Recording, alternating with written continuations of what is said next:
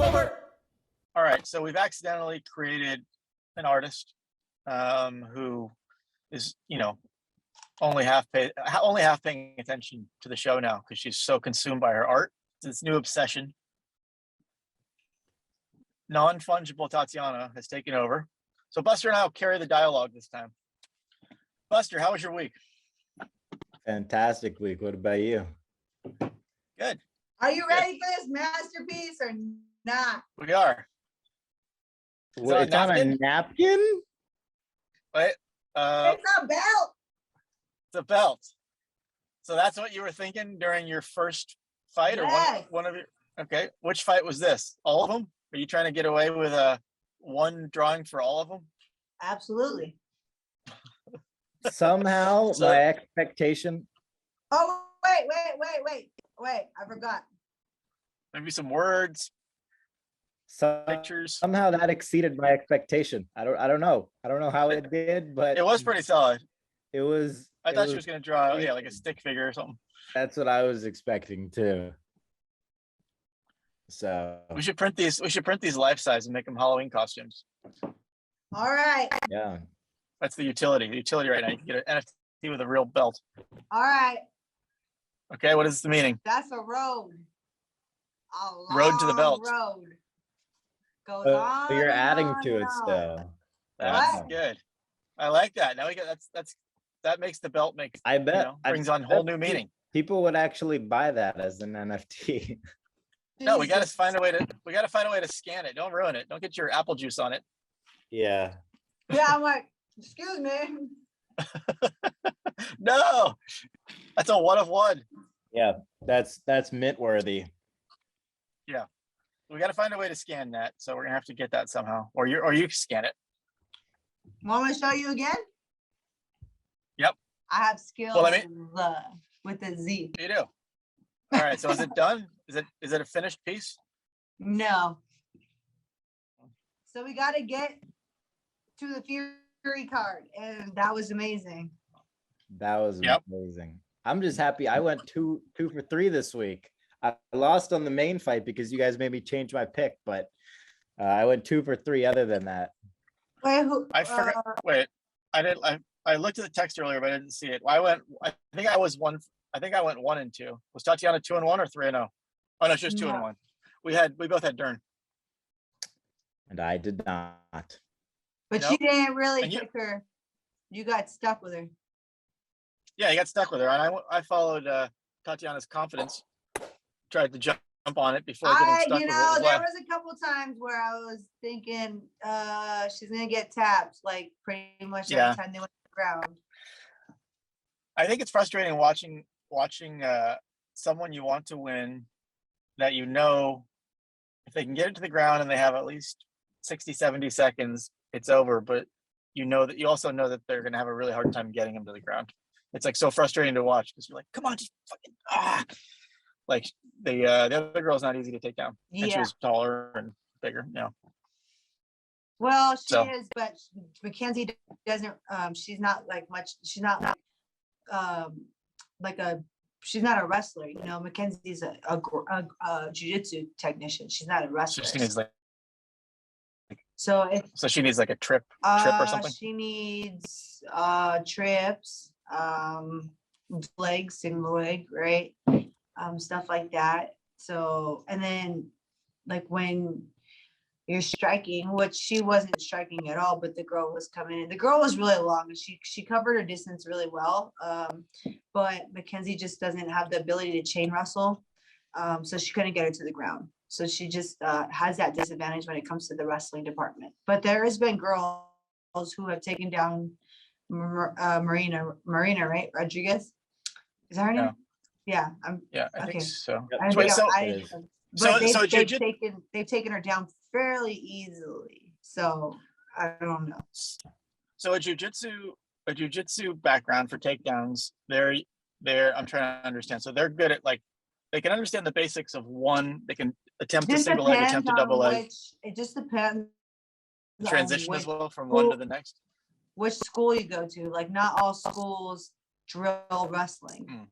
for jiu-jitsu. And a lot of times because the rules in jiu-jitsu, you can pull guard. A lot of times they don't work on it because they work on pulling guard, and then they work on doing, like right now, a lot of people are doing like foot locks and stuff like that. So a lot of people are kind of abandoning the wrestling. So it's gonna not transition to MMA very well, like the future people. Unless they're really, really good at leg locks and they can get it, they could do like an Eminari roll and then get into the thing. But even then, like, you have to practice your wrestling to get it to the ground. What's the what's the least amount of time that's still like enough time as a rule of thumb? Like as a when you're going for a submission, if you get someone down to the ground with like 20 seconds left, I'm guessing it's rare. And then is a minute and a half enough to like go through your thing and kind of set them up and get them usually? Yeah, some people could do it in less. It just depends on which submission you're talking about. Depends on how deep you get the submission, right? It depends on if it's like an arm lock or like something like that. A lot of times, like arm locks, it's just either it breaks or you tap. But why is there not more people, like when, say it's like the coach is yelling, hey, 20 seconds in a round. If you're the submission person, why are you not just going crazy for submissions? Why sometimes are you just lying there? Are they or why is the fighter just lying there? Because they don't think they have enough time, or they're tired? What do you mean lying there? Like sometimes it could be a lot of reasons. There's not like a one for all, right? So there could be like the guy's tired, doesn't want to do anything, or it could be the other guy is also really good at jiu-jitsu. Because if you think about it, when you're doing jiu-jitsu and MMA, they can hit you, right? So if you're on the bottom, probably not the best. If someone does like inverted, right? Inverts for like a heel hook or inverts for any type of ankle locks or anything like that, you expose your face and you can get hit. And you see a lot of people going for like leg locks and stuff get like either TKO'd or whatever, because they're in these compromised positions where they can't move well and avoid shots. So they get hit a lot. So unless you have a really good submission that you can use to submit the person, I basically think like you need to just learn how to get back up to your feet and get back to, unless you're not good on the feet. Then you need to right? But you can still sweep. You can still sweep with a sweep. So I mean, either try to get back up to your feet or try to reverse the position to top position. Makes sense. Sometimes I think the last 10, 20 seconds of a fight, it makes me nervous when people just turn it up. They're like, oh shit, less than 10 seconds. I can't really get knocked out in 10 seconds. It feels like, oh, you could. But submissions, I've always thought the opposite of like, dude, there's 10, 20 seconds left. Might as well just go for it. What's the worst that could happen? But I guess there's a lot that 10 to 20 seconds left. Well, I mean, people sometimes do, but then sometimes the person's defense could be really good, right? Yeah. I mean, think about it. You only have 20 seconds to defend. You're like, okay, arms in, like, you know what I mean? 10 to 20 seconds, unless the person's just like illiterate in that, right? Like cat not very good. So yeah. So maybe I guess we got spoiled. We got spoiled with Brian Ortega a couple weeks ago. Just 2 second attempts. I mean, if you really think about it, that isn't a good example of like someone with really good BJJ going nuts against another guy who's not really known for BJJ, but trains. He's a mixed martial artist. He's really good everywhere, right? He's good at striking. He's good at wrestling. He's good at BJJ, as you can see. Obviously, his submission defense is pretty great. But I was kind of surprised at how quickly he got into the triangle. But obviously, Brian Ortega is known for triangles because his nickname's T City, right?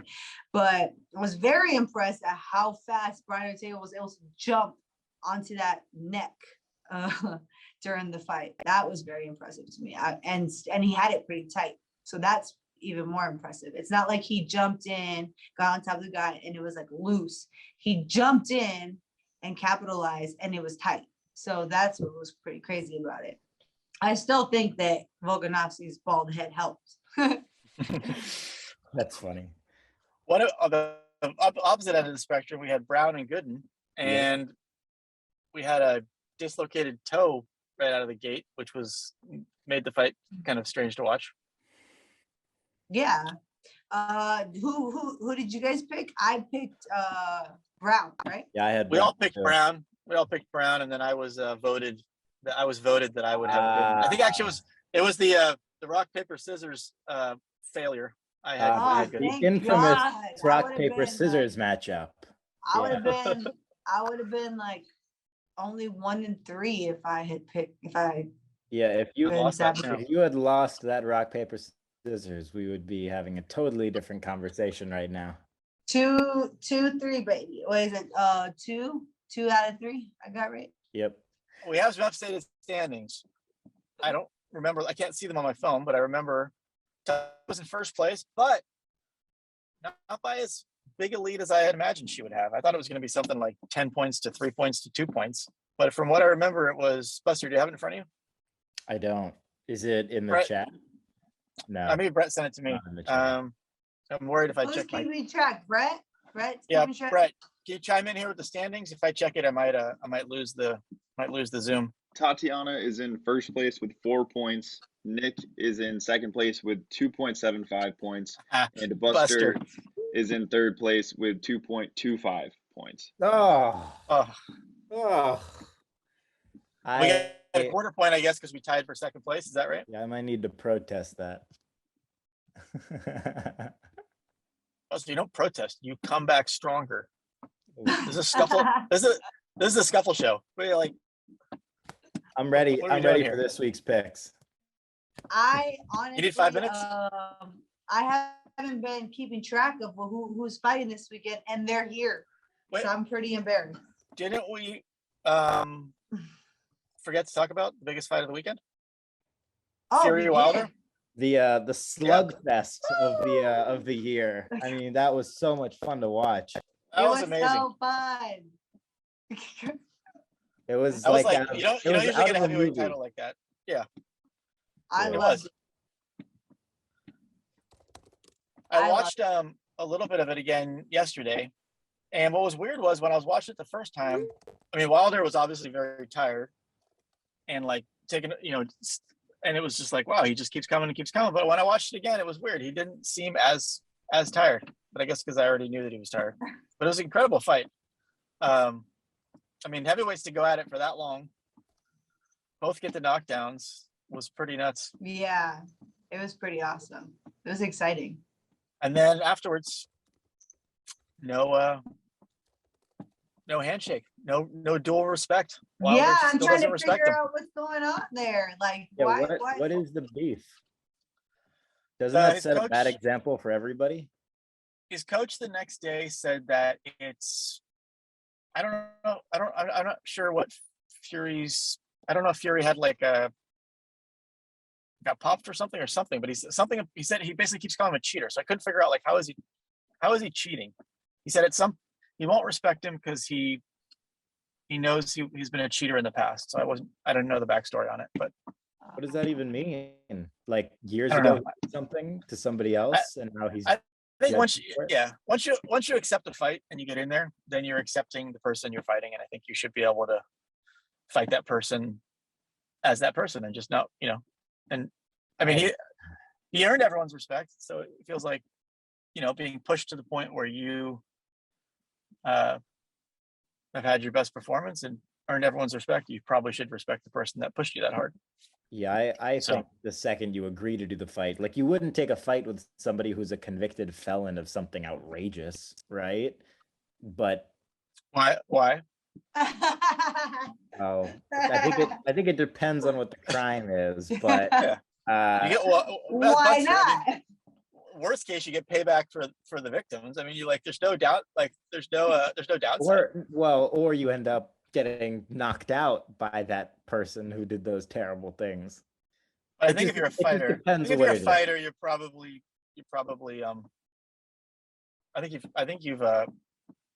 I think you should get deducted a quarter point from the standings for this take. No, I think I should get it a quarter of a point. I think we should start having fan voted points every week, where people get to decide who gets an extra like 10th of a point or something. But that Whoa, aside, fans. I might be in last place at that point. fan point.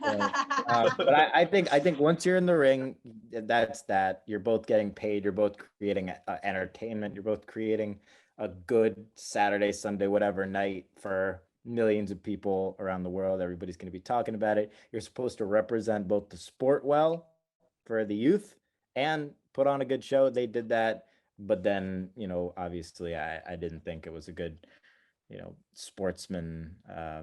There wasn't much sportsman-like conduct afterwards, so it is what it is. At least he didn't try to go What a full like shame. Khabib Nurmagomedov on like Fury's friends. You don't think what Khabib did was justified? I thought it was justified. I don't remember what was said to him at that moment. I think it was just so much during camp about religion, his family, and his dad, and all this stuff that it was just like, you know, we're talking, Tatiana, we're talking about when Khabib jumped out of the cage. Oh, yeah, he was emotional. The guy had been talking smack for like however long about everything. And then finally it's over. He choked the guy out, and he probably was just more mad. Because if you notice, when he choked him, Herb Dean kind of had to pull him off. Like he kind of looked like he didn't want to let go of him. He wanted to put him, he wanted to kill him. Let's be real. Yeah, I think it's so much emotion. I don't know. You can never tell what's manufactured, but that felt like, no, this is real. No, like Khabib, Connor's crossed the Khabib- line. Yeah, Khabib 100%. really took it personal. You can absolutely tell. yeah. The speaking of taking it personal, Jon Jones not welcoming the Winklejohn gym anymore. What do you think about that?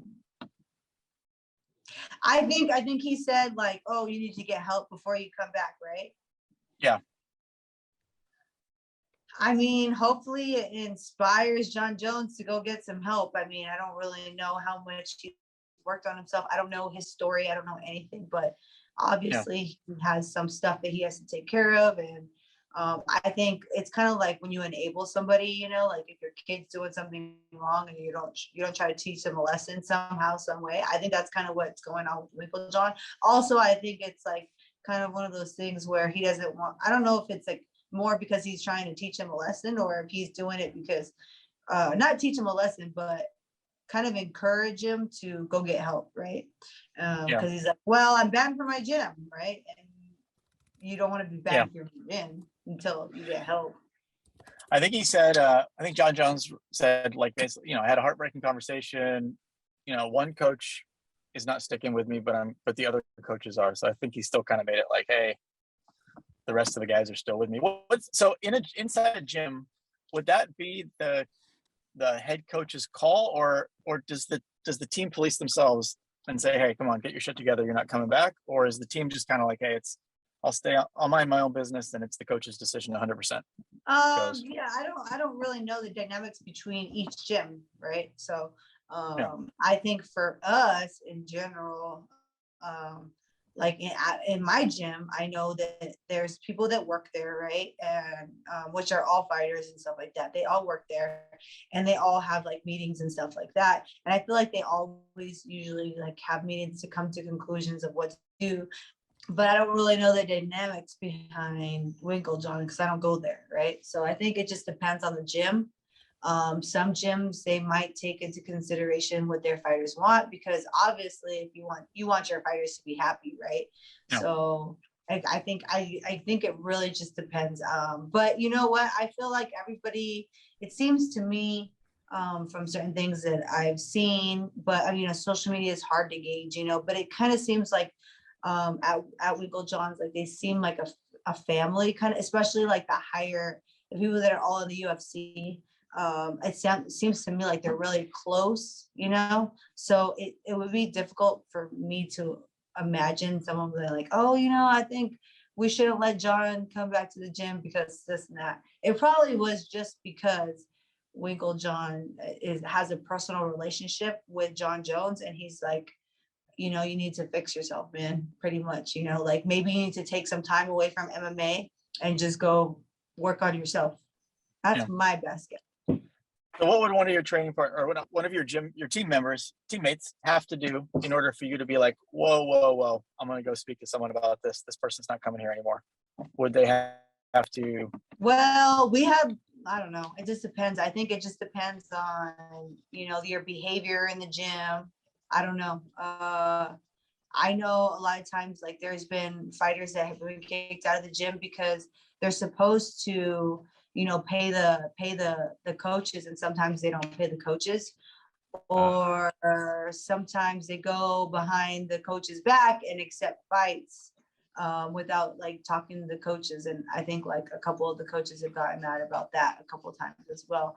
But I don't know. Like I said, it's just every gym is different. For us, those have been some instances where, or like, if you're bothering somebody, my coach is really, he's really transparent. Like he's really cool. So he usually has a talk with people like, hey, like you need to stop doing this or you need to stop doing that. And I think like, if you listen, he's going to let you stay, but it depends, it's not Jon Jones. It's not Jon Jones's first offense.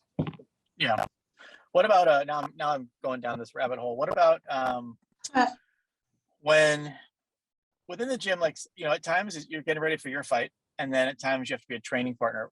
What percentage of fighters I don't know what the word, repay, do their role, take their role as a training partner seriously, or what percentage of them are more like they expect people to train them well, but they're just not really there for the other people as energetically, or they miss the camp because they've got other stuff going on.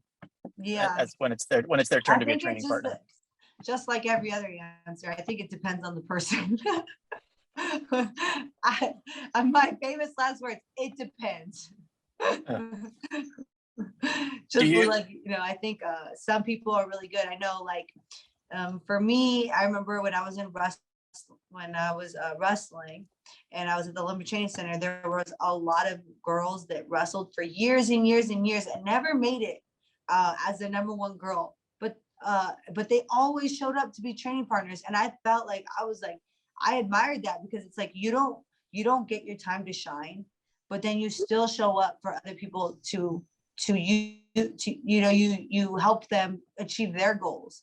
And I think that's like very selfless and admirable in my opinion. So, but it's a little bit different in MMA, right? You can help somebody, or if you guys have a camp at the same time, like you guys can help each other. Or I just feel like it's one of those things, like,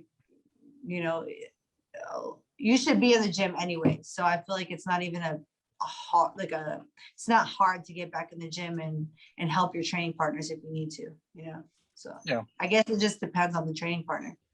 Yeah. All right. Well, we've got, I definitely, one other thing that you guys have to remind me to talk about after we pick some of these fights here on the upcoming UFC card, but Paddy the Baddy signing with Barstool Sports, that is a top of the international news story right there. So gonna have to address that one. It might have been the top. It might have been the top of your feed, Buster. It's based on your search preferences. It was the front cover of Sports Illustrated, the New York Times. He did. I blame Paddy the Baddy because I started following him because after we did show, and then he posted some band, and now I just keep. Then I downloaded the album. Jamie Webster or something, some guy from Liverpool, and now I just keep. I keep getting this song stuck in my head. I'm like, why did I start listening to this song? Yeah, that was cool. That was I think we are setting up ourselves up for a battle. I think we're gonna, Tatiana's gonna take on Paddy the Baddy one day. That's a big fight.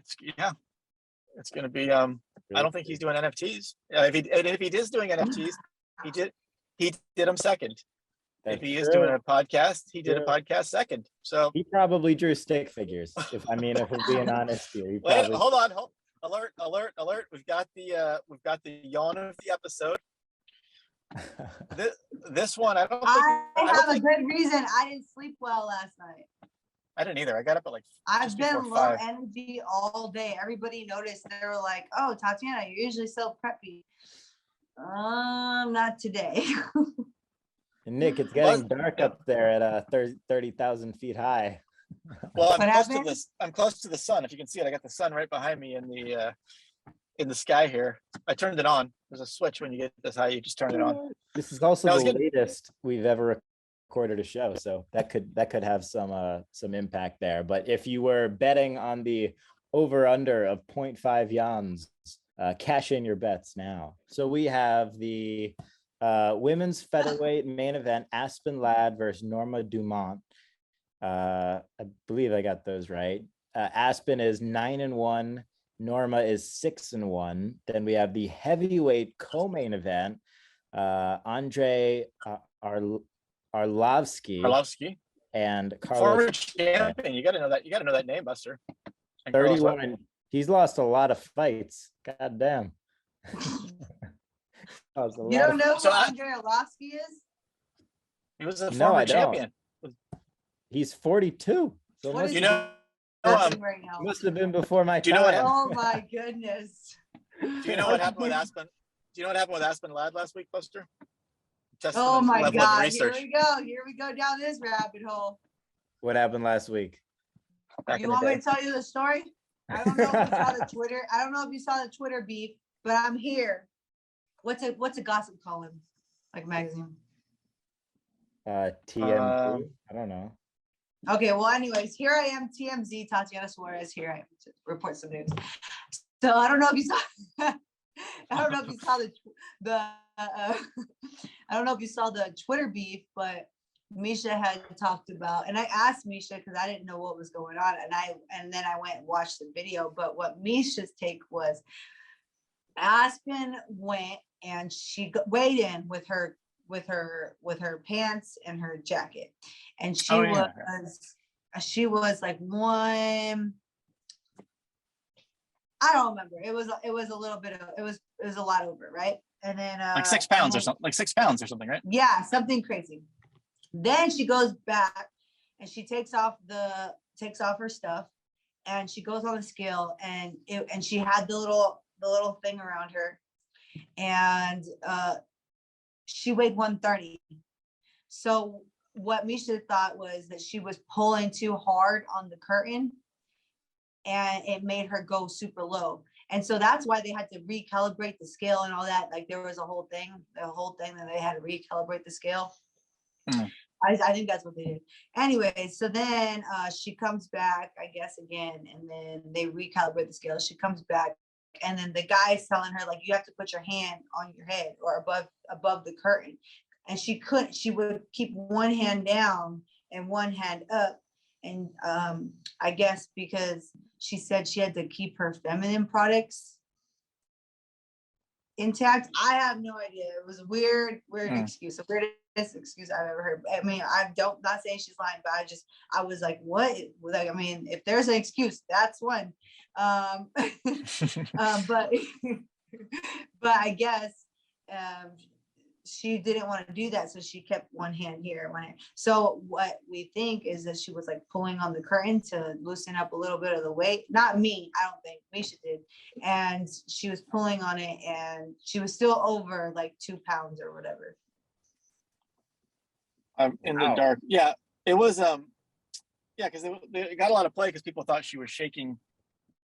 Yeah, she got on the scale and she was like acting like when she put her hands on her head, because she had gone, she came back, she was standing there for a while, like she was not shaking. All of a sudden, when he asked her to put her hands up, she started shaking and moving the thing and making the scale like all wonky. And then somehow after this, she got a fight the next week at a heavier weight, which she hopefully makes weight. That would be great. There was someone before, right, who missed weight, got rebooked, and then missed weight at the heavier weight. But I don't remember who that was. I know it was in the article about her getting this fight. I think they said it happened once before, well, which would be crazy. I think she should get this weight class anyways, because she's had trouble making weight, I think, for this class. I just watched the video. It's really bizarre. She can't stop her hand from shaking as well. It's not a good watch. All right, so let's get to the picks. Yes, So we we got- have. Let me pull it back. Lad up. against who? Who's she fighting again? Dumont. Norma Dumont. Yep. Maybe Tatiana should go last on this one. So Buster and I have no one to follow. We can only go with our gut. Aspen's 9-1. I know this is a pure sympathy pick. If you pick Lad, you just like you fell for the video, and now you feel bad, and you're gonna fight. I feel like controversy isn't. I'm gonna go with Lad. I'm gonna save myself from saying something ridiculous, but I'm going with Lad. All right, so then I will go with. Today, Wait a Jason. minute. I'll go with Dumont, which means now Tatiana will have to pick because if I took Lad, she would get Dumont. So I got Dumont. I got Dumont, so now you have to pick. If I would have picked Lad, then you would have automatically had Dumont. What I can't pick. This is like a little late in the Here, process I'll do it for like this. this. I'll do it like this. Okay. I'll Rochambeau you. Norma, Lad. We can flip a coin for you. Any, mini, mighty mo. Catch a tiger. Wait, If you don't mess with the NFT. Mighty mo. Okay, I picked Norma. I think she just made it more valuable, Nick. That's true. Yeah, don't make sure you keep that thing. We got to get that thing scanned professionally, and we got to get this uploaded. Well, all right, so we both have Norma. $1 We both have Norma. Buster's got Aspen. All right. So that's one I need this week. What's the next pick? Arlovsky, who is 42, versus Carlos Felipe, who is 26 What's and Felipe's 11 record? 11-1. Arlovsky is 31-20. That is a thick record if I've ever seen one. Well, I have to go with. I love Arlovsky. I love him, but I have to go with Carlos. I'm going with Carlos, dude. That leaves Nick with Arlovsky. As she was talking, I was like, I'm gonna pick him as soon as she's done, and then the light went up, so I looked at the door to try to. I gotta keep opening and closing. All right, fine. I'll take Arlovsky. He's bringing it back on that one. Nick takes Andrea Arlovsky, and that is the pick. Next, we have a few fights we can pick from. If we want to keep it UFC, there are no big other fights, I don't think. But right, pick anyone. Jim Miller versus Eric Gonzalez. That is the lightweight fight on this card listed underneath no main. Fighting at 155 pounds, about the same height. Jim Miller's been around a long time too. These are like some guys that have been fighting forever. I don't know the other guy, so I guess I'll go with Jim. All right, I will take Eric Gonzalez. I'm going to go with the youth on that one. You always go with the youth. I'm going to go with Gonzalez too. We're going to catch up to Tatiana right here. This could be the week. This could be the week that makes it happen. Can she go from first to worst? We're going to find out. First to worst. What's the most points we can get? The most we can get is 1 point. You can only get 1 point, so how are you going to be worse? Okay, so so no matter what, you'll be in first place at the end of this week. But your lead could be shrinking. All right. So we got our picks. We have Tatiana's artwork for her NFT. The only thing which left, must be scanned. We've got to get this scanned. How do we do this? Tatiana, do you have someone there that you can there are apps on your phone. You can trust? There are apps on your phone that can scan things. Actually, or just a really good picture. Can you play around with a really good picture, scan it, and if worst comes to worst, go to like a FedEx, get a good high resolution scan. Let's get this $1 million auction started. All right. The only thing left is an outro from Tatiana. That is no, damn, my brain isn't working today. Okay, it's been real on the Scuffle show. We talked about a lot of things. I really don't know what they are, but It was awesome. We had fun. We didn't talk about, I had to say that we didn't talk about Patty the Baddie, but that's okay. And here we are.